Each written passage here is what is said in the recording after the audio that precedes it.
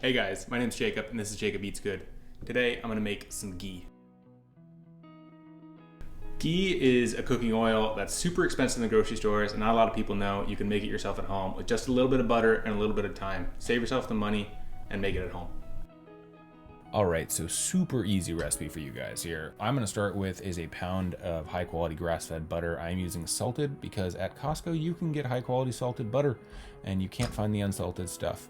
So that's what I got to work with. And I found that it really doesn't matter in this product as the salt will sink out in the end. So take your butter, put it in a pan and put it over medium heat and start to wait. This whole process should take about 10 minutes. I wouldn't stray too far away from the stove.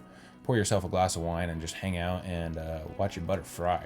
This whole process will happen in 2 stages. Initially, as your butter comes up to a boil, you will have some hissing and some sputtering as all the moisture in your butter leaves the pan. This is totally normal. Mind your temperature, bring it down if it gets too aggressive. This started to splatter a little bit on me, and I just turned the temperature down, not a big deal. During this process, you will form a white foam on top of the butter. This foam will come pretty early in the process, as you see here, and eventually as the butter reaches a boil, it'll start to dissipate, as you see, and become this beautiful bright yellow color. Once you get this beautiful bright yellow color, what you're going to be doing here is slowly browning these milk solids you see around the edge. This is a result of the butter coming up to its smoke point, and what you're going to want to do is bring this butter up to its smoke point semi-slowly so these milk solids will brown instead of burn. You don't want to have a burnt flavor in this, you want to have like a nice toasted nutty butter flavor.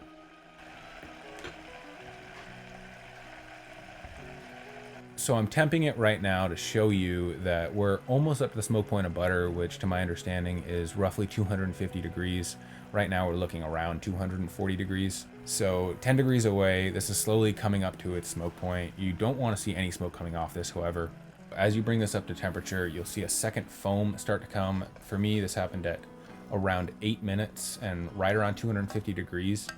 When you see the foam like we have here, what you're going to want to do is turn off the heat, get the butter off of that heat source. At this point, maybe give it a little stir and make sure it doesn't boil over. But besides that, you're really done here. You're just going to wait until this is cooled down to a point that you can pour it into your jar.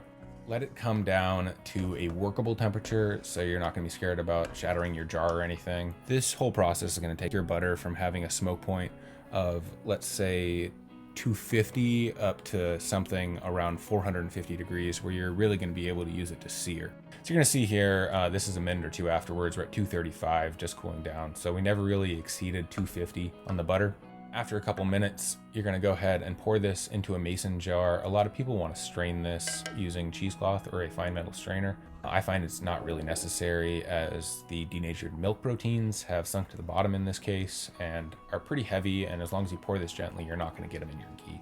So they won't burn when you're eventually using this over high heat. What you're left with now, as we call ghee, is essentially pure butter fat. You'll see all these solids in the bottom of the pan. You're going to want to make sure not to get those in your jar, as these are the milk solids that'll burn as you eventually use this over high heat. If you're using salted butter, this is where all the salt will end up. Feel free to keep this stuff in the fridge or on the counter and use it over the next month or two. Enjoy, guys. Please like and subscribe for more. Cheers.